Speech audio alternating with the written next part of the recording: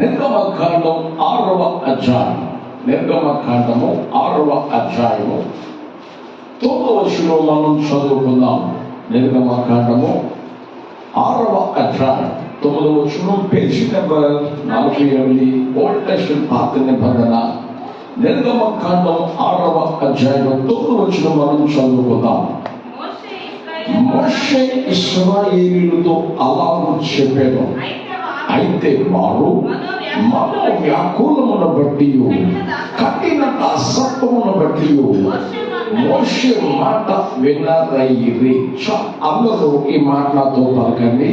మోషే ఇశ్రాయేలీయులతో అలాగూ చెప్పాను, అయితే వారు మనోవ్యాకులమును బట్టి కఠిన అసత్వమును బట్టి మోషే మాట వినరైరి. దేవుని వాక్యాన్ని ధ్యానించారు. మోషే ఇశ్రాయేలీయులతో అలాగూ చెప్పాను. చక్కటి మాట. మోషే ఇశ్రాయేలీయులతో అలాగూ చెప్పాను. ఎలాగూ చెప్పాడు? ఏమని చెప్పాడు అనంటే ఆ మాట చదువుకుంటూ వాక్యంలో కాస్త ముందుకు వెళదాం. నిర్గమకాండం 6వ అధ్యాయం 6వ వచనం నుండి 7వ వచనం వరకు మనం చదువుకుందాం. కాబట్టి నీవు ఇశ్రాయేలుతో ఇలాగూ చెప్పును. దేవుడు సాక్షాత్తు మోషేను పిలిచి, మోషేతో దేవుడు అంటున్నాడు, ఇశ్రాయేలుతో ఇలాగూ చెప్పు. నేను చెప్పిన దానికి ఒకటి కలపొద్దు, ఒకటి తీయొద్దు. నేను చెప్పినట్టు చెప్పు. కాబట్టి నీవు ఇశ్రాయేలుతో ఇలాగూ చెప్పుము, నేనే యెహోవాను. నేను ఐగుప్తీయులు మోయించు బరువుల క్రింద నుండి మిమ్మల్ని వెలుపలికి రప్పించి వారి దాసత్వములో నుండి మిమ్మల్ని విడిపించి నా బాహువు చాపి గొప్ప తీర్పులు తీర్చి మిమ్మల్ని విడిపించి మిమ్మల్ని నాకు ప్రజలుగా చేర్చుకొని మీకు దేవుడనయ్యుందును. అప్పుడు ఐగుప్తీయుల బరువుల క్రింద నుండి మిమ్మల్ని వెలుపలికి రప్పించిన మీ దేవుడనైన యెహోవాను నేనే అని మీరు తెలుసుకొందురు. నేను అబ్రహాము, ఇస్సాకు, యాకోబులకు ఇచ్చెదనని చెయ్యి ఎత్తి ప్రమాణము చేసిన దేశంలోనికి మిమ్మల్ని రప్పించి దాన్ని మీకు స్పష్టముగా ఇచ్చేదను. నేను యెహోవానని చెప్పుమనగా. స్తోత్రం చెప్పండి. బాగా ఆలోచించండి దేవుని వాక్యం. దేవుడు చెప్పమన్న దానికి మోషే ఒకటి కలపటం కానీ ఒకటి తీయటం కానీ చేయలా. దేవుడు యాస్తిగా ఎట్లా చెప్పారో ఆ విషయాలన్నీ మోషే ఇశ్రాయేలీయులకు చెప్పడం ప్రారంభించాడు. ఎంత చెప్పినా ఇశ్రాయేలీయులు ఏం చేయలేదట. ఇదే మరొకసారి కీవర్డ్ చదువుకుందాం. 6వ అధ్యాయం 9వ వచనం. మోషే ఇశ్రాయేలీయులు అలాగూ చెప్పాను, అయితే వారు మనోవ్యాకులమును బట్టి కఠిన దాసత్వమును బట్టి మోషే మాట వినలేదు. ఎవరి మాట వినలేదండి? ఎవరు చెప్పాలి? దేవుడు చెప్పమన్నట్టే చెప్పాడు, కానీ దేవుని మాట మోషే చెబుతూ ఉంటే వారు లక్ష్య పెట్టలేదు, వినలేదు. కారణం ఏమిటి? కారణం ఏమిటి అని అంటే ఇది కీవర్డ్లో ఉంది. మోషే ఇశ్రాయేలుతో అలాగూ చెప్పును, అయితే వారు మనోవ్యాకులమును బట్టి కఠిన దాసత్వమును బట్టి. బాగా ఆలోచించాను. మోషే దేవుడు చెప్పిన మాట చెబితే వారు వినల. కారణం వారి హృదయంలో మనోవ్యాకులము ఏముందండి? అక్కడ చెప్పాలి.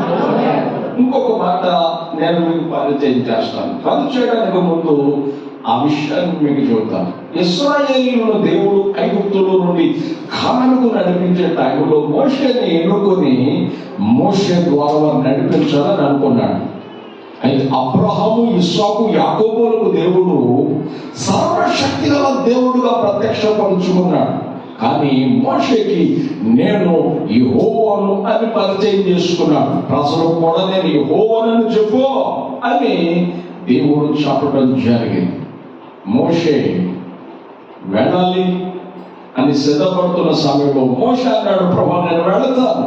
అయితే యెహోవా ఎవరు అని అడిగితే దేవుడికి ప్రత్యక్షమయ్యాడా అని నన్ను రకరకాలుగా ఎగతాళి చేస్తే నేనేం చేయగలను? అసలు దేవుడు నీతో ఉన్నాడు అని చెప్పేదానికి సాదృశ్యం ఏమిటని అడిగితే ఏం చెప్పాలి ప్రభా అని అడిగినప్పుడు మోషే అన్నాడు, మోషేతో దేవుడు అన్నాడు, మోషే నీ చేతిలో ఉన్నది ఏమిటి అన్నాడు. అయ్యే కర్ర అయ్యా అన్నాడు. అయితే కర్ర, ఆ కర్రను ఏం చేస్తావు తెలుసా? కింద పడేయి అన్నాడు. అద్భుతాల దగ్గరికి నడిపిస్తా, కర్ర కింద పడేయమన్నాడు. కర్ర కింద పడేయగానే పాము అయిపోయింది. స్తోత్రం. కర్ర ఏమైందండి? పాము అయిపోయింది కర్ర. దేవుడు అన్నాడు తోక పట్టుగా అన్నాడు. పాము యొక్క తోక పట్టుకుంటే కర్ర అయిపోయింది. స్తోత్రం చెప్పండి. ఇంకొక అద్భుతం, రెండో అద్భుతం, మోషే నీ చెయ్యి అందరికి చూపించు, యెహోవా నేనని అందరికి అర్థం అవ్వాలా. నేను అద్భుతాలు వచ్చి దేవుడు అని అందరికి అర్థం కావాలా. నీ చెయ్యి చూపించు అన్నాడు. అయ్యా ఇశ్రాయేలులారా, 6 లక్షల కాల్బలను పిలిచి నా చెయ్యి అట్లా ఉందంటే మా చెయ్యిలాగా ఉంది నీ చెయ్యి, ఇంకా విచిత్రమే ఉంది అన్నాడు. ఇప్పుడే ఉంది, అందరూ చూడండి, అందరికీ చూపించాడు. ఇప్పుడు దేవుడు అన్నాడు నీ చేయి తీసి నీ రొమ్మును పెట్టుకో అన్నాడు. లోన తన రొమ్ము దగ్గర పెట్టుకోగానే మళ్ళా బయటికి తీసినప్పుడు ఏమోలాగా తెల్లగా కుష్టు వచ్చేసింది. చేతికి ఏమొచ్చేసిందండి? కుష్టు వచ్చేసింది. ఇందాక అట్లా ఉంది, ఇప్పుడు అట్లా ఉంది. అమ్మో ఇది విచిత్రంగా ఉంది. మొదటి అద్భుతం జరిగింది, రెండో అద్భుతం జరిగింది. అమ్మో ఆ కుష్టి మేము చూడలేకపోతున్నాం బాబోయ్ అని అన్నప్పుడు కంగారు పడద్దు. మరలా దేవుడు అన్నాడు మోషే ఆ చేయి తీసుకుని మరలా నీ రొమ్ము దగ్గర పెట్టుకో, గుండె దగ్గర పెట్టుకో. ఎప్పుడైతే పెట్టుకున్నాడో మరలా యథావిధికి ఈ చేయి దగ్గరనే ఆ చేయి కూడా మారిపోయింది. స్తోత్రం చెప్పండి. రెండో దానికి నమ్మకం వచ్చేసింది, దేవుడు అంటే శ్వాసం వచ్చేసింది. దేవుడు ఆ కార్యాలు చేయగానే దేవుడు ఎంతో ప్రగాఢమైన నమ్మకం వారికి కలిగింది. ఎంతేకాదు మూడో అద్భుతం నేను చేయబోతున్నాను. ఐగుప్తులో ఉన్న చెరువులో నీళ్లు తీసుకొని దోషుడుతో తీసుకున్నాడు. ఏదో ఏటి కొట్టి మీద వేయమన్నాడు. నీళ్ళని నీళ్ళ ఉన్నాయి, అందరూ చూడండి అన్నాడు. ఆ దోషులతో తీసిన నీళ్ళని, ఆ దోషులతో తీసినవి రక్తంగా మార్చబడ్డాయి. స్తోత్రం చెప్పండి. వీటి ద్వారా ఇశ్రాయేలీయులు నన్ను విశ్వసిస్తారు అని దేవుడు చెబితే ఈ అద్భుతాలు తీసుకుని వెళ్ళాడు, వాళ్ళందరూ ఎదుట చేశాడు. స్తోత్రం చెప్పండి. ఈ అద్భుతాలు వాళ్ళ జీవితంలో చూస్తే, కళ్ళారా చూసి మనసారా అనుభవిస్తే వారు హృదయంలో అద్భుతాలు చేసే దేవుడికి చూడటమా? నేను చూడవాలంటే అసలు చెప్పాలి. అద్భుతాలు చేసిన దేవుడికి చూడవాలి. దేవుడు చేసిన అద్భుతాలు హృదయంలో పెట్టుకోవాలి, మనసులో పెట్టుకోవాలి. కానీ అద్భుతాలు గుర్తులేవు, అద్భుతాలు చేసే దేవుడు గుర్తులేడు. అద్భుతాలు చేసినప్పుడు చూశారు కదా, చప్పట్లు కొట్టారు కదా, ఆనందించారు కదా, కేరింతలు కొట్టారు కదా. మరి ఇప్పుడు దేవుడు గుర్తులేడు అంటే దేవుడు కానీ దేవుడు వాక్యం కానీ వారిలో లేదు. మరి ఏముందంటే వారి హృదయంలో మనోవ్యాకులం ఏమిటండి? బాధ, దుఃఖం, భారం వారిలో ఉండిపోయింది. అవి తొలగించడానికి కాదు యేసయ్య వచ్చింది, ఈ అద్భుతాలు చేసింది. స్తోత్రం చెప్పండి. ఈ అద్భుతాలు చేయడానికి యేసయ్య వస్తే వారు అద్భుతాలు మర్చిపోయారు, అద్భుతాలు చేసిన దేవుణ్ణి మర్చిపోయారు. హృదయంలో మనోవ్యాకులము కలుగున్నారు. ఏం కలుగున్నారండి? అందరూ చెప్పండి. మనోవ్యాకులము, కఠినత్వము. ఏమిటండి కఠినత్వం? హృదయాన్ని కఠినం చేసుకుంటే కీడులో పడిపోతారని సామెతలు సాధిస్తామండి. ఈ అద్భుతాలు చూస్తున్నా, ఇన్ని వేళ్ళు పొందుకుంటున్నా, అద్భుతాలు చేసే దేవుడు సాక్షాత్తు వారికి యెహోవాగా ప్రత్యక్షపరచుకున్న వారు చాలా దుఃఖకరమైన పడిపోయిన స్థితిలో నడవడం ప్రారంభించాను. దేవునికి అదే బాధ. నీ హృదయంలో అద్భుతాలు చేసే దేవుడు ఉండాలా, దేవుడు చేసిన మేలు ఉండాలా, కానీ అవేమి రాలా, అవేమి గుర్తుకు లేవు. కానీ ఉండకూడని అన్ని హృదయంలో పెట్టుకున్నారు. ఏం పెట్టుకున్నారండి? మనోవ్యాకులము, కఠినత్వము. మనోవ్యాకులము ప్లస్ కఠినత్వము. ఎంత విచారకరమైన విషయం. ఒక మాట నేను చదివించి వాక్య భాగాలక కాస్త ముందుకు వెళదాం. ప్రసంగి గ్రంథం 7వ అధ్యాయం. ప్రసంగి గ్రంథం 7వ అధ్యాయం 29వ వచనాన్ని మనం చదువుకుందాం. ప్రసంగి గ్రంథం 7వ అధ్యాయం 29వ వచనం. 560వ page. Page number 560. Old testament పాత నిబంధన 560 పేజీ నంబర్. ప్రసంగి గ్రంథం 7వ అధ్యాయము 29వ వచనాన్ని మనం చదువుకుందాం. ఇది ఒకటి మాత్రము నేను కనుగొంటిని. సొలొమోను అంటున్నాడు. రాజైన సొలొమోను, ప్రసంగి అయిన సొలొమోను మాట్లాడుతా ఉన్నాడు. ఏమంటున్నాడంటే, ఇది ఒకటి మాత్రము నేను కనుగొన్నాను. అతను దేవుడు మంచి జ్ఞానాన్ని ఇచ్చాడు, మంచి వివేచనిచ్చాడు, మంచి ఆలోచనలుగా చేశాడు, మంచి జ్ఞానాత్మ పూర్వుడిగా దేవుడు మారిస్తే అతను భూమి మీద అతను జీవించినంత కాలంలో ఇది కనుగొన్నాడట. ఇది ఒకటి మాత్రం నేను కనుగొన్నాను. ఏమిటంటే, దేవుడు నరులను యథార్థవంతులుగా పుట్టించెను గాని. ఎలా పుట్టించాడండి? అలా చెప్పాలా? కల్మషం లేని వ్యక్తిగా, అసూయ లేని వ్యక్తిగా, కామ క్రోధ మద మోహ వ్యామోహాలు లేని వ్యక్తిగా, యథార్థవంతుడుగా, నిర్దోషిగా దేవుడు పుట్టించాడట. యథార్థవంతులుగా పుట్టించను కానీ వారు వివిధమైన ఏం కల్పించుకున్నారండి? అందరూ చెప్పాలా? వివిధమైన తంత్రాలట. అంటే బ్రతకటం కొరకు ఏం చేశారు? తంత్రాలు. మన విజయవాడలో నేను పనులు చూసుకుని వస్తా రోడ్డు ప్రక్కన నేరేడు గారు ఉన్నాయంటే, ఆ నేరేడు గారు అంత చక్కగా పీల్చాడు. ఎంతంత కాయలు ఉన్నాయి, చూడగానే నాకు అనిపించింది, ఆ చిన్న బాగా తెస్తుంది కదా, తీసుకుందాం, 1 కేజీ కూరికి వెళ్దాం అని చెప్పేసి అక్కడికి వెళ్ళాను. వెళితేనండి, ఆయన ఎదురుకుంటున్న కాయలు ఇట్లా లోన కాయలు వేస్తున్నాడు. అదేంటయ్యా, డెకరేషన్ పెట్టావా, అమ్ముకోవడం పెట్టావా? డెకరేషన్ పెట్టావా, అమ్ముకోవడానికి. మరి ఇవి నేను చూసి వచ్చాను, ఇవి నాకు కావాలని. అయితే ఏర్పడు అని శుభ్రంగా తీసుకుని సంచులు వేసుకుని ఎంతో సంతోషము. వెరీ గుడ్, సరిపోయిందండి. ఓకే, ఏరుకున్నారు? ఏరుకున్నానండి, తీసుకున్నానండి. ఓకే, కాపకి ఇవ్వండి, ఆ కాలంలో పెడతాను. ఈ లోపల డబ్బు తీయడానికి ఇట్లా జీవ వైపు చూస్తే అతడు ఈ ప్యాకెట్ మార్చి వేరే ప్యాకెట్ ఇస్తాడు, ఈ ప్యాకెట్ మార్చి వేరే ప్యాకెట్ ఇస్తుంది. ఏసురక్తం మీద నాకు 4 కళ్ళు ఉన్నాయిగా, నాకు 4 కళ్ళు ఉన్నాయిగా, తప్పించుకోలేవయా నువ్వు చేసి పని ఉంటాను. ఏం చేశాను? నేనేం చేశాను? నువ్వు కట్టుకుంటావు. కాబట్టి నేను ఇచ్చిన కవర్ ఏది? ఇచ్చే కవర్ ఏమిటి? మొత్తం ఇవి చూస్తే నేను చక్కగా తీసుకున్న కాయలు కాదు ఇవి, మీ సొంత పొట్టుడు కొట్టాం. ముందే పెట్టేసుకుని ఉన్నాం. వద్దో వెళ్ళిపోతున్నాను, బాబు తీసుకోవడానికి. తీసుకోను, నాకు అవసరం లేదు. అప్పుడు నేను ఎరుకున్న ప్యాకెట్ పక్కన పెట్టిన అది తీసుకొచ్చాడు. కాయలు నేను ఎరుకున్నాయి. ఎంత మోసం అండి! బ్రతకడం కొరకు మనుషుడు ఏం చేస్తున్నాడు? తంత్రాలు. ఏమిటండి? చెప్పాలి. ఎందుకు నేర్పించాలా? పెద్దలు మాత్రం క్యాష్ చేసుకోవాలి. మొన్న నెట్లో చూశాను నేను, తోటకూర 4-5 రోజులకి ఎక్కడ ఉంటుందండి? తోటకూర ఉమ్మకూర అసలు జీవం లేదు, కళ లేదు, ఎండిపోయి పక్కన పడడం. 20 కట్టల దాకా ఉన్నాయి. అవన్నిటిని ఏం చేసేటంటే ఏదో లిక్విడ్ చక్కగా బకెట్లో కలుపుకొని ఒక కట్ట మీద అట్ట చల్లాడంతే. అప్పుడే తోటలోంచి తీసుకొచ్చిన కట్టలా ఉన్నాయి. స్తోత్రం. అప్పుడే తోటలోంచి తీసుకొచ్చిన కట్టలా నేను చూసా. నాకు ఆశ్చర్యం అయిపోయింది. నాకు అనిపించింది వాళ్ళేమో క్యాష్ చేసుకోవాలా, తిన్నవాడు ఆరోగ్యం మాత్రం చెడుకోవాలా. చికెన్ రొట్టలేసుకుని తింటున్నాం. స్తోత్రం. 4-5 రోజులు 10 రోజులు ఉన్న చికెన్ ఏం చేస్తున్నాడంటే మసాలా దట్టించి కారం పెట్టించి తీసుకొచ్చి నూనెలో వేయాలి. మనకు ఎట్లా ఉండాలో వేడి వేడి ఉండాలి. ఎట్లా ఉండాలి?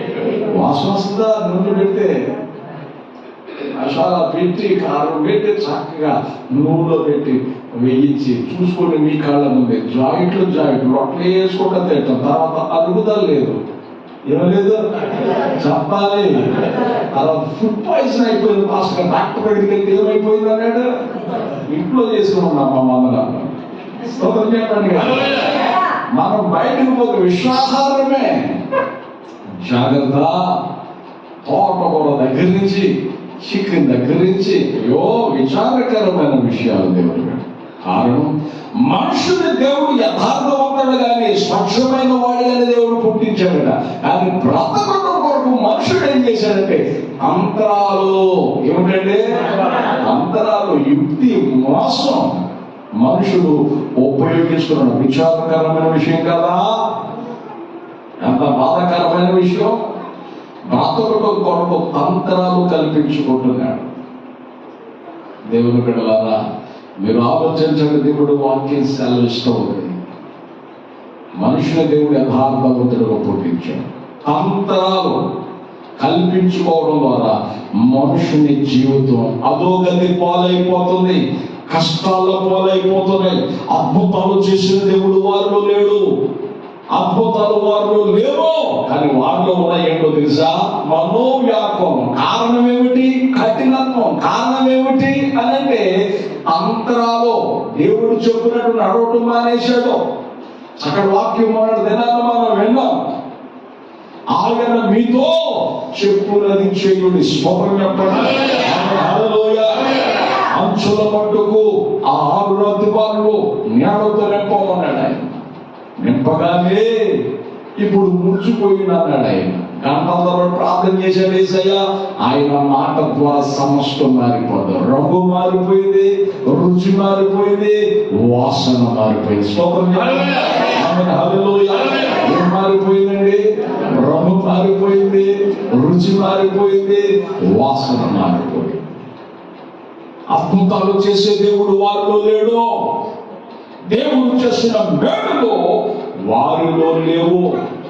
కానీ అవన్నిటిని ప్రక్కన పెట్టేసి దేవుడు ఏది అయితే కలిగి ఉండదన్నాడో అది వారి హృదయంలో కలిగి ఉన్నారు. వారి హృదయంలో కలిగి. ఎంత బాధాకరమండి, ఎంత దుఃఖకరమండి. ఏం కలిగి ఉండమన్నాడు దేవుడు? వాక్యాన్ని కలిగి ఉండమన్నాడు. స్తోత్రం చెప్పండి. దేవుడి కార్యాలు మనం కలిగి ఉండాలి. ఏం కలిగి ఉండాలండి? అన్నారు చెప్పండి. దేవుడి కార్యాలను మనము కలిగి ఉండాలి. దేవుడు చేసిన మేలు గుర్తున్నాయా?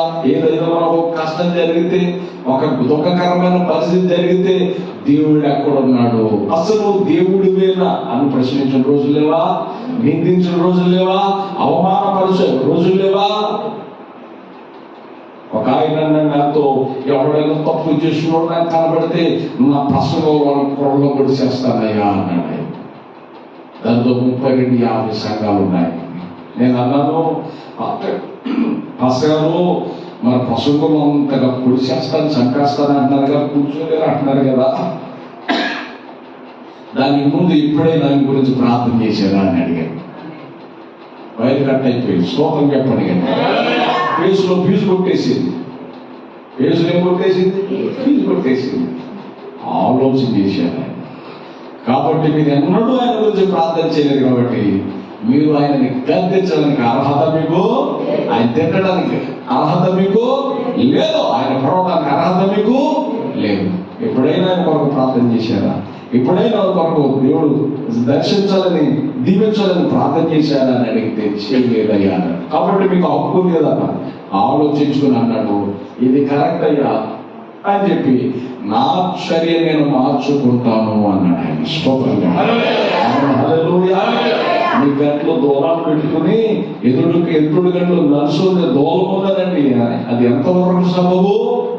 కాబట్టి దేవుడు బిడ్డలారా, అది పద్ధతి కాదు. స్తోత్రం చెప్పండి. వాక్యం సెలవిస్తూ ఉంది, అద్భుతాలు చేసిన దేవుడు, అద్భుతాలు వారి హృదయంలో లేవు గాని, దేవుని మాటలు వారి హృదయంలో లేవు గాని, వారిలో ఏముందంటే మనోవ్యాకులం ఉండకూడదది ఉంది. దేవుడు అద్భుతం ఎక్కడ చేస్తాడు? పైపెచ్చు వారు ఏమంటున్నారు తెలుసా? మోషే కూడా దేవుడు దగ్గరకు వచ్చి ఏమన్నాడు తెలుసా? వాళ్ళ మాటలన్నీ చెబుతున్నాడు. దయచేసి మాట చదువుతున్నాను. ఆ నిర్గమకాండము 5వ అధ్యాయం, నిర్గమకాండము 5వ అధ్యాయం 22-23 వచనాలు మనం చదువుకుందాం. 22-23 వచనాలా? మోషే యెహోవా యొద్దకు తిరిగి వెళ్ళి, ప్రభువా, నీవేళ ఈ ప్రజలకు కీడు చేసితివి, నన్నేల పంపితివి, నేను నీ పేరట మాట్లాడుటకు ఫరో యొద్దకు వచ్చినప్పటి నుండి అతని జనులకు కీడే చేయుచున్నాడు. ఏం చేస్తున్నాడంటే అందరూ చెప్పాలి. నేను అడుగుతున్నాము, అసలు హృదయంలో దేవుడు ఉన్నాడా? దేవుడు చేసిన అద్భుతాలు ఉన్నాయా? మోషే క్యాజువల్ గా దేవుడి దగ్గరకు వచ్చేసినా, ప్రభువా, దేవా, వానికి అద్భుతం జరగట్లేదయ్యా, వానికి మేలు జరగట్లేదయ్యా, కార్యం జరగట్లేదయ్యా అని చెప్పేసి దేవుడు నీ దగ్గరకు వచ్చేటప్పటి నుంచి నీ పేరెత్తిన నుంచి అన్ని కష్టాలు జరుగుతున్నాయ్యా, అన్ని విపత్తులు వస్తున్నాయ్యా, అంత కీడ జరుగుతున్నాయని మోషే యథార్థంగా దేవుని సన్నిధిలో ఏడుస్తున్నాడు. కానీ ఇశ్రాయేలీయులు ఏం చేశారు? ఉండకూడదు వారిలో ఉంది. ఏముందండి? అందరు చెప్పాలి. వ్యాకులము, బాధ. కొన్ని సందర్భాల్లో దేవుని వాక్యం బోధిస్తుంటే బాధలో ఉన్నవాళ్ళు, ఏదో అయ్యా చెప్పు, ఇప్పుడేం నేను ఇన్నే మనసు లేదయ్యా. ఏం లేదట చెప్పాలి. వినే మనసు లేదు, నువ్వు అట్లాగే చెబుతావని. కానీ బైబిల్ సెలవిస్తుంది, ప్రసంగి గ్రంథం 11వ అధ్యాయం, ప్రసంగి గ్రంథం 11వ అధ్యాయం 10 వచనాలు మనం చదువుకుంటే, ప్రసంగి గ్రంథం 11వ అధ్యాయం, ప్రసంగి గ్రంథం 11వ అధ్యాయం 10 వచనాలు మనం చదువుకుంటే బైబిల్ సెలవిస్తుంది, లేత వయస్సును ప్రాయమును గతించిపోవచ్చునవి గనుక నీ హృదయములో నుండి వ్యాకులమును తొలగించుకో. స్తోత్రం చెప్పాలి. నీ దేహమును చెరుపు దానిని తొలగించుకో. స్తోత్రం చెప్పండి. నీ హృదయంలో అద్భుతాలు ఉండాలా? అద్భుతాలు చేసే దేవుడు ఉండాలి. కానీ వీళ్ళ హృదయం ఏముంది? వ్యాకులం, బాధ. హృదయము నిండి ఉండి దాన్ని బట్టి నోరు మాట్లాడుతుంది. వారి హృదయం అంతా బాధతో ఉండిపోయింది. దేవుడు చేసిన అద్భుతాలు గుర్తులేవు. బాధతో ఉంటే బూడిదగా మిగిలిపోతాం మనం. బాధను మన హృదయాల్లో ఉంచుకోకూడదు. నీ బాధను తీసివేయడానికే కదా దేవుడు ఈ లోకానికి వచ్చి అద్భుతాలు చేసింది. దేవుడు వాక్యం సెలవిస్తుంది, నీ హృదయంలో వ్యాకులం తొలగించుకో, నీ హృదయంలో పాపాన్ని తొలగించుకో. దేవుని సన్నిధికి రావడానికి, దేవుని వాక్యాన్ని చదవడానికి, ఆత్మీయంగా ఎదగడానికి ఏదైతే అభ్యంతరం ఉందో దాన్ని తొలగించుకో. ఏం చేయాలంటే మనము అతను చెప్పాలి, దాన్ని నీవు తొలగించుకో. దేవుడు అంటాడు యెహోషువతో, రేపు మీ మధ్యలో అద్భుతం చేయబోతున్నాను, రేపు మీ మధ్యలో నేను అద్భుతం చేయబోతున్నాను కనుక మిమ్మల్ని మీరు పరిశుద్ధపరచుకున్నారు. వాళ్ళు పరిశుద్ధపరచుకున్నారు. దేవుని అద్భుత కొరకు ఎదురు చూశారు. దేవుడు వారి జీవితంలో అద్భుతం చేశారు. స్తోత్రం చెప్పాలి. హల్లెలూయా. దేవుని బిడ్డలారా, దేవుని వాక్యం సెలవిస్తుంది, దేవుడు అద్భుతం చేయాలి అని అంటే దేవునికి మనకు అడ్డుకున్న అపవిత్రతను తొలగించుకోవాలి. దేవుడు మేలు చేయాలంటే దేవునికి మనకు అడ్డుకున్న దాన్ని తొలగించుకోవాలి. 19 రహస్య పాపం. బంగారమైలుగా మీరు పాపము చేయకపోవచ్చు. రహస్య పాపాన్ని ప్రేమిస్తున్నారేమో, రహస్య పాపాన్ని కలుగున్నారేమో, దేవుడు కళ్ళు ఎవరు కప్పలేరు. జాగ్రత్త. స్తోత్రం చెప్పండి. దేవుని కళ్ళ నుంచి తప్పించుకోలేరు. సామెతల గ్రంథం 15:3 రాబడింది, యెహోవా కన్నులు ప్రతి స్థలం మీద ఉన్నాయి, మంచి వారిని చెడ్డవారిని అవి చూస్తూనే ఉన్నాయి. స్తోత్రం చెప్పండి. మంచివారిని చెడ్డవారిని అవి చూస్తూనే ఉన్నాయి. జాగ్రత్త. దేవుడు వద్దన్న దాన్ని కౌగిలించుకుంటున్నావేమో, విడిచిపెట్టిన దాన్ని వైపు మళ్ళా తిరుగుతున్నావేమో, విడిచిపెట్టిన దాని వైపు మళ్ళా ఆకర్షితులు అవుతున్నావేమో. జాగ్రత్త, జాగ్రత్త, జాగ్రత్త. ప్రజల ముందేమో ఒక రకంగా, దేవుడి మందిరంలో ఒక రకంగా ఉంటున్నావేమో. నీ నటన దేవునికి తెలుసు. స్తోత్రం చెప్పండి. హల్లెలూయా. బోధించే నేనైనా సరే, వినే నీవైనా సరే, బాగుపడమే ముందు పెద్ద బెల్లం ఇచ్చేసి మరలా బయట విచ్చలవిడిగానే తిరిగితే మీకు ఒక తీర్పులో ఒక 2 తీర్పులు ఉంటాయి. నాకు ఎన్ని ఉంటాయి? నాకు 2 తీర్పులు ఉంటాయి. జాగ్రత్త. దేవుని సభలో జాగ్రత్త, జాగ్రత్త. దేవునికి తెలియదా? నేను దేవునికి తెలియదా? నీవు దేవునికి తెలియదా? దేవునికి తెలుసు. స్తోత్రం చెప్పండి. హల్లెలూయా. దేవునికి సమస్తము తెలుసు. ఆయనకి బోధించేవాడు ఎవరు లేడు. ఆయనకి బోధించవలసిన అవసరం లేదు. యోహాను సువార్తలో రాయబడింది, నన్ను గురించి దేవుడికి ఎవరు చెప్పక్కర్లా, నిన్ను గురించి దేవుడికి ఎవరు చెప్పక్కర్లా. ఆయనకి అందరి గురించి తెలుసు. ఆయన అందరి గురించి తెలుసు. ఆయనకి ఇశ్రాయేలీయులు అమాలేకీయుల మీదకి యుద్ధానికి వెళుతున్నప్పుడు ఆయనకు పట్టణము దేవుడు అన్నాడు, ఆ ప్రాంతంలో అన్ని శపించబడ్డాయి. బంగారం మొదలుకొని, వస్త్రాలు మొదలుకొని, వేడి మొదలుకొని, ధనం మొదలుకొని అన్ని శపించబడ్డాయి. శపించబడిన దాన్ని ఎవరు తీసుకోవద్దు. తర్వాత మీకు రెట్టింపిస్తారు బంగారం, తీసుకోవద్దు అన్నాడు ఆయన. అందరూ యుద్ధానికి బయలుదేరుతంటే యుద్ధానికి బయలుదేరి ముందట మన ఆకాన గారికి బంగారం కనబడిందట. ఏం కనబడిందంటే చెప్పాలి గట్టిగా. అమ్మో, వీళ్ళంతా గుడ్డు మొక్కలు ఆడపడు చూసి వదిలేశారు. స్తోత్రం చెప్పండి కదా. అందరూ ఏం చేశారు? చూసి వదిలేశారు. కాదు మనోడు అక్కడికి వచ్చి దాని మీద నిలబడ్డాడు. స్తోత్రం. అక్కడికి వచ్చి ఏం చేశాడు? దాని మీద నిలబడి వీళ్ళందరూ వెళ్ళిపోయేదాకా అక్కడికి కాకుండా బంగారం తీసుకున్నాడు. దాని పక్కన ఒక వస్త్రం ఉందట. వీళ్ళందరూ చూడని చూసారు. అక్కడ పట్టుకోవాలి. దేవుడు వద్దన్నాడు, ఇక శపించబడింది అన్నాడు. కానీ మనోడు ఏం చేశాడంటే కాబట్టి ఆ కేజీ బంగారం తీసుకుపోయి ఆ వస్త్రం తీసుకెళ్ళిపోయి చక్కగా ఇంట్లోకి వెళ్ళిపోయి కప్పెట్టేసి యుద్ధాన్ని పరిగెడుతున్నాడు. కత్తిపెట్టు. స్తోత్రం. కత్తిపెట్టుకుని పరిగెట్టు వస్తుంది. ఈరోజు యుద్ధానికి ఏంటంటే ముందు వాళ్ళందరూ కూడా చచ్చిపోయారు. యోధులు, పరాక్రమశాలులు. యెహోషువ ఉదయం మొదలుకొని సాయంత్రం వరకు ఏడుస్తున్నాడు, ప్రభా ఇట్లయితే లోపం అయిపోతాం. ఇట్లా జరగడానికి కారణం ఏమిటి? ఇప్పటి వరకు తిరుగులేని విషయం ఇచ్చావు మాకు, ఇప్పుడు ఓడిపోవడానికి కారణం ఏంటి మాకు చెప్పు అని అంటే, నేను చేయొద్దన్నది మీలో ఒకడు చేశాడు అన్నాడు. స్తోత్రం చెప్పండి. నేను చేయొద్దన్నది ఒకడు మీలో చేశాడు. ఎవరు ప్రభా చెప్పునైనా ఆకారని చెప్పేశాడు.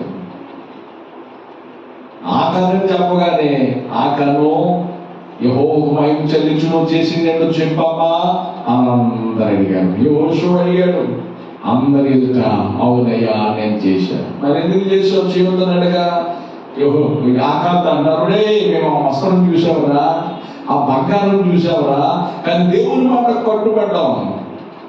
నేను తీసుకోలేక కాదు, నువ్వు వచ్చి దాని మీద నిలబడటం తెలుసు, నువ్వు తీసుకెళ్ళటం కూడా తెలుసు అన్నా. స్తోత్రం చెప్పండి. అవునయ్యా నేను చేశానయ్యా. ఏమంటనే అతని మీదకి శాపం వచ్చేసింది.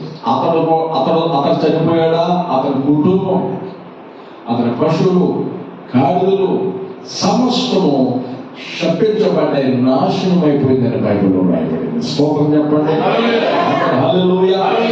తర్వాత ఇశ్రాయేలీయులని యుద్ధానికి వెళ్ళినప్పుడు, ఆకాన్ని ఇట్లా అయిపోయిన తర్వాత యుద్ధానికి వెళ్ళినప్పుడు దేవుడు అన్నాడు, ఇప్పుడు ఆ ప్రాంతంలో ఉన్న బంగారం అంతా తీసుకోండి అన్నాడు. ఒక్కొక్కడు 10 కేజీలు 100 కేజీలు తెచ్చుకున్నాను. స్తోత్రం చెప్పండి. మామూలు 1 కేజీకి వెళ్ళి కొక్కులు పెట్టాడు.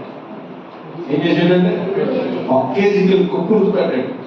అయ్యో, కొంచెం బంగారానికి కొక్కులు పడిపోయాడు. కొంచెం బుద్ధిహీనత, జ్ఞానమును ఘనతను తెల్లచేయని వాక్యంలో రాయబడింది ప్రసంగి గ్రంథంలో.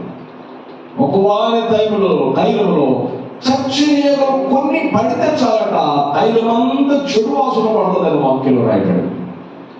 కొంచెం పులిహేన, కొంచెం పాపం, పులిపిండి కొంచెమైన మొత్తంతయు పులియ చేయను. కాబట్టి దేవుడు పెట్టారా, కొంచెం బుద్ధి అంట, కొంచెం పాపం చిన్నదేగా అని మనం అంటాం. నువ్వు అడ్జస్ట్ అవుతావేమో కానీ దేవుడు మాత్రం అడ్జస్ట్ అవ్వడండి. స్తోత్రం చెప్పండి. కారణం మన దేవుడు పరిశుద్ధుడు, మహాపరిశుద్ధుడు. ఆ పరిశుద్ధులైన దేవుని ముందు మనము కూడా పరిశుద్ధులు కావాలి. అపొస్తలుడైన పౌలు అంటాడు హెబ్రీయులకు రాసిన పత్రికలో, మనము సంపూర్ణమగుటకు సాగిపోదాము. స్తోత్రం చెప్పండి. హల్లెలూయా. ఏమవడానికి సాగిపోవాలి? సంపూర్ణంగా సాగిపోవాలి. కానీ మనం ఎక్కడ అయిపోతున్నాం? చేయటం కడుకోవడం అక్కడే సరిపోతుంది. ఇప్పుడు అందులో ప్రవేశిస్తాం. ఒకసారి ఆలోచించు దేవుని వాక్యాన్ని. దేవుని బిడ్డలారా, బైబిల్ సెలవిస్తుంది, నీ హృదయంలో నుండి వ్యాకులము తొలగించుకో, కఠినత్వం తొలగించుకో. దేవుని వాక్యానికి స్థానమే, దేవునికి ప్రాముఖ్యత. వారు దేవుని మాటకు ప్రాధాన్యత ఇవ్వలేదు. దేవుడు చెప్పిన మాట మోషే చెప్తే దేవుని మాటలు లేదు, మోషే మాటలేదు, పక్కన పడేసాడు. వారి హృదయం వ్యాకులంలో ఉందట, కఠినత్వంలో ఉందట. అందుకే వారికి అద్భుతం జరగటం లేదు. ఎందుకు అనంటే బైబిల్ సెలవిస్తుంది. ఆ మాట మనం చదువుకుందాం. మత్తయి సువార్త 13వ అధ్యాయం. మత్తయి సువార్త 13వ అధ్యాయం. మత్తయి సువార్త 13వ అధ్యాయము 21, 22 వచనాలు మనం చదువుకుందాం. అయితే అతనిలో వేరు లేనందున ఏమీ లేదండి. ఇశ్రాయేలీలో ఏమీ లేదండి. అందరూ చెప్పాలి, వేరు లేదు. బైబిల్ సెలవిస్తుంది, పునాదులు పాడైపోగా నీతిమంతులు ఏమి చేయగలరు? ప్రియుడా, నువ్వు విశ్వసించు అతి పరిశుద్ధమైన దాని మీద నిన్ను నువ్వు కట్టుకో అని యోధ పత్రికలో మనం చదువుతూ ఉన్నాం. బైబిల్ సెలవిస్తుంది, వారిలో ఏమి లేదట, వేరు అని అంటే వాక్యం. ఏమంటే అమలు చెప్పాలి. ఆ మాట చదువుదామా? చదవండి. అయితే అతనిలో లేక వారిలో వేరు లేనందున అతడు కొంతకాలము లేక వారు కొంతకాలం నిలుచుదురు గాని వాక్యము నిమిత్తము శ్రమైనను హింసైనను కలుగగానే వారు అభ్యంతరపడుతున్నారు. ఏమవుతున్నారండి? అందరూ చెప్పాలి, అభ్యంతరపడుతున్నారు. ఎంత బాధాకరమైన విషయం. ఒక్కసారి ఆలోచించండి. దేవుని వాక్యాన్ని అభ్యంతరపరచబడుతున్నారు. వాక్యం నిమిత్తం, దేవుని నిమిత్తం. ఫరో బలం పొందుకొని ఏదైనా పాదాల కింద త్రుక్కుబట్టాలనుకుని కీడు చేస్తుంటే దేవుని వాక్యం వారిలో లేదు, దేవుడు చేసిన అద్భుతాల వారిలో లేవు. మనోవ్యాకోలం. ఏమిటండి మనోవ్యాకోలం? దేవుడు అన్నాడు, తొలగించుకో. స్తోత్రం చెప్పండి. అది తొలగించుకోవయ్యా, అది తీసిపారేవయ్యా. దేవుడు చెప్పేది వినబడట్లా. మండబారిపోయిన హృదయాలు, మనసులు మొండివైపోయినాయి. దేవుడు తట్టు తిరిగే తత్వం వారిలో లేదో. దేవుడు తొలగించుకోవాలని తొలగించుకోవట్లా. అందుచేత మనుషులు ఇబ్బంది పడుతున్నారు. దేవుని మాట అర్థం కావట్లా, కానీ తంత్రాల వైపు మాత్రం తిరుగుతున్నాడు మనుషులు. అతనిలో వాక్యం నిమిత్తం, అంటే దేవుని నిమిత్తం కొంచెం శ్రమ వస్తే తొట్టిల్లిపోవటం. కొంతమంది నేను చూస్తా, అధికంగా ఆనందం వస్తే తట్టుకోలేరు, స్తోత్రం. అధికంగా దుఃఖం కలిగితే తట్టుకోలేరు, స్తోత్రం. ఇటు సంతోషమైనా తట్టుకోలేరు, వాటి బాధ అయినా తట్టుకోలేరు. ఇశ్రాయేలు పరిశుద్ధాత్మ దేవుడు బిడ్డలారా, దేవుడు అద్భుతాలు చేసినప్పుడు చప్పట్లు కొట్టారు, కానీ అద్భుతాలు చేసే దేవుడు వారిలో లేదు. కొంచెం శ్రమ రాగానే వారు కఠినత్వాన్ని తీసుకొని, కఠినత్వాన్ని కలిగి వారి మీద కఠిన ప్రభుత్వం చేస్తూ ఉంటే, నువ్వు మాట్లాడిన దగ్గర నుంచి మా మీద అంత కీడే జరుగుతుంది. కాబట్టి మాకు నీ మాటలు వద్దు, ఆ దేవుడు వద్దు అని వాళ్ళ అనడం జరుగుతుంది. ఆయన ఇంకా ముందుకు పెడితే వాక్యంలో వాళ్ళంటారు ఐగుప్తులో సమాధులు లేవని అక్కడ తీసుకొచ్చావా? ఐగుప్తుల నుంచి తీసుకురావడానికి బాలు తేలి ప్రవహించు దేశాన్ని ఇస్తాను. నాకు ఇవ్వట్లేదు, నీవు కనిపెట్టాలి కదా, ఓర్చుకోవాలి కదా. స్తోత్రం చెప్పండి. హల్లెలూయా. దేవుని కృప సంపాదించాలంటే దేవుని కార్యాన్ని చూడాలంటే ఒక్క రాత్రి సరిపోదు, ఒక పగలు సరిపోదు.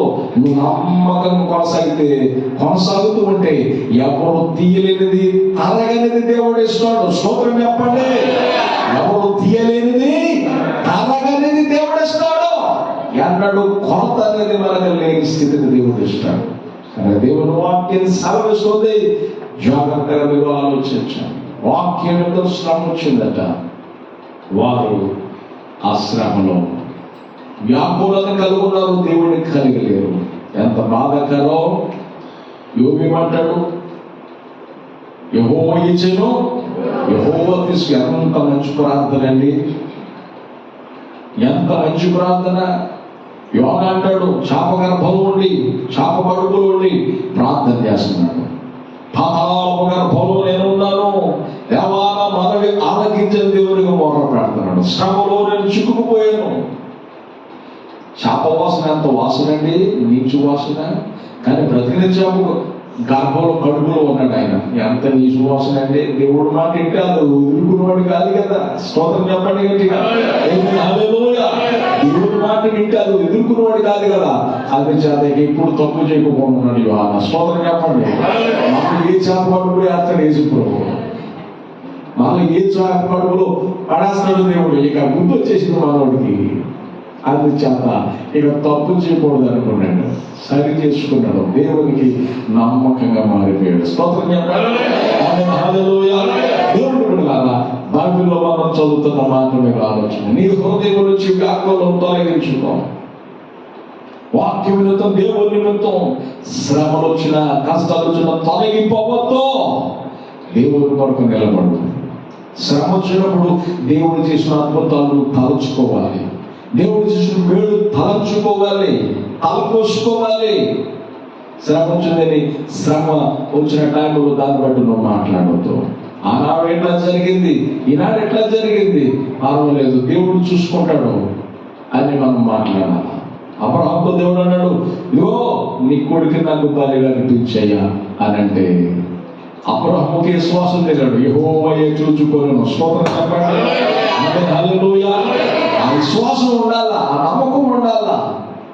ఎంతకాలం దేవుని సభలో మనం సాగుతున్నామే, ఎంతకాలం దేవుని వాక్యాన్ని వింటున్నామే, ఎంతకాలంగా దేవుడు వెంబడిస్తున్నామే. యెహోవా చూసుకుంటాడు, దేవుడు చూసుకుంటాడు అని మాట వస్తుందా? నాకెందుకు ఇట్లా వచ్చింది, నాకెందుకు ఇట్లా జరిగింది? ఏ తలంపులో దేవుడు చేసుకున్నాడు గుర్తు కదా, జ్ఞాపకం చేసుకోవద్దా?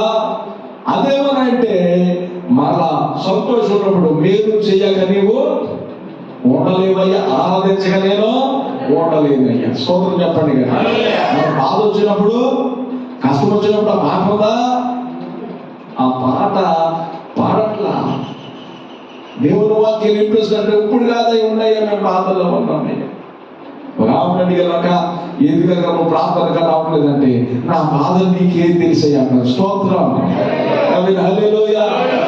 మాత్రమే నా బాధలో నీకేం తెలుసాయి అంటున్నా. అమ్మో యేసు రక్తం చేయడు, బాధలు తీసేయలేక వేసే వచ్చాడు. ఆ వాక్యాన్ని కీర్తన కంఠస్థం చేసి అప్పగించే అక్కే కానమంటుంది, నా బాధ నీకేం తెలుసు. బైబిల్ ఏం చదువుతుంది? నీ వాక్యం నన్ను బ్రతికిస్తుంది, బాధలో ఇదే నాకు నెమ్మదిస్తుంది. స్తోత్రం చెప్పండి. హల్లెలూయా. బాధలో నెమ్మదించేది, ఓదార్చేది, ఆదరించేది దేవుని మాట, దేవుని వాక్యం. కాబట్టి దేవుడు చేస్తున్న వీడు జ్ఞాపకం ఉండాలి, దేవుడు ఇచ్చే ఈవులు జ్ఞాపకం ఉండాలి. అదే వచ్చిన పరిస్థితులు బట్టి నువ్వు తొందరపాటు నిర్ణయాలు తీసుకోవద్దు, తొందరపాటు ఆలోచన చేయొద్దు, జాగ్రత్తగా ఉండాలి. బైబిల్ సెలవిస్తుంది, వారిలో వాక్యపు వేరు లేదు. దేవుడు కూర్చున్న పునాది లేదు, వేరు లేదు. ఒక మాట చదివించి వాక్యాన్ని ముగించు. దీని మీద 12వ అధ్యాయం 2వ వచనం మనం చదువుకుంటే ఇర్మియా గ్రంథం 12వ అధ్యాయం అందరూ తీయండి. ఇర్మియా గ్రంథం 12వ అధ్యాయం 2వ వచనం మనం చదువుకుందాం. 637వ page 632 page number 37 637 page number ఇర్మియా గ్రంథం 12వ అధ్యాయం 2వ వచనం. నీవు వారిని నాటుచున్నావు. yes, నీవు వారిని నాటుచున్నావు. ఎక్కడ నాటుతున్నాడు? నీటి కాలువల యోరన. స్తోత్రం చెప్పండి. నీటి కాలువల యోరన నాటబడి చెట్టు అట్ట ఉంటదండి. ఆకువాడక తన కాలువలందు ఫలమిచ్చు చెట్టులా ఉంటది. ఎవరు తీసుకొచ్చి అక్కడ నాటాడు? స్తోత్రం చెప్పండి గట్టిగా. నీటి కాలువలు కట్టిన వారన ఆయన నాటాడు. వారు నీవు నాటుచున్నావు. వారు ఏమవుతున్నారు? వేరు తన్నుచున్నారు. వారు ఎదిగి ఫలములనిచ్చుచున్నారు. మంచి ఫలాలిస్తున్న మళ్ళీ మేలు చేసేసేయ. ఎంత గొప్ప దేవుడు! ఈ మేలులని నా సొంతమే, నా దేవుడు నా సొంతమే అనుకుంటున్నారు. వారి నోటికి నీవు సమీపముగా ఉన్నావు గాని. ఈ అద్భుతాలు చేస్తే వారి నోటికి దేవుడు ఎట్లా ఉన్నాడట? సమీపముగా ఉన్నావు. చదువు. సమీపముగా ఉన్నావు గాని. అదిగా గాని అనగానే వచ్చేసింది భూమి. సమీపం ఉన్నావు గాని వారి అంతరింద్రియములకు ఏంటంట? వారి అంతరింద్రియములకు దూరముగా ఉన్నావు. యేసు రక్తమే. స్తోత్రం చెప్పండి గట్టిగా. అంతరింద్రియాలు ఎట్లా ఉన్నాడు దేవుడు? దూరంగా ఉన్నాడంట. ఎంత బాధకరమండి. దేవుడు మనుషుడు లక్ష్య పెట్టే వాటిని లక్ష్య పెట్టే దేవుడు కాదు. ఆయన పై వాటిని చూసి లక్ష్యం పెట్టేవాడు కాదు, ఆంతర్యాన్ని చూసే దేవుడు. నా కొరకు నిలబడతాడా? అద్భుతాలు చూసుకుని మురిసిపోయి అతడితోనే సరిపెట్టుకుంటాడా? దేవుడు కూడా దేవుని వాక్యం మాట్లాడుతుంది. ఇశ్రాయేలు హృదయంలో నుండి దేవునికి విరోధమైన తొలగించుకోవాలి. దేవుడికి విరోధమైన భావాన్ని కలిగి ఉన్నాడు, విరోధమైన తత్వాన్ని కలిగి ఉన్నాడు. అదే తీసుకోమంటాడు దేవుడు. నేను చేసిన అద్భుతాలు గుర్తు రాలేదా? అద్భుతాలు చేసే నేను గుర్తుకు రాలేదా?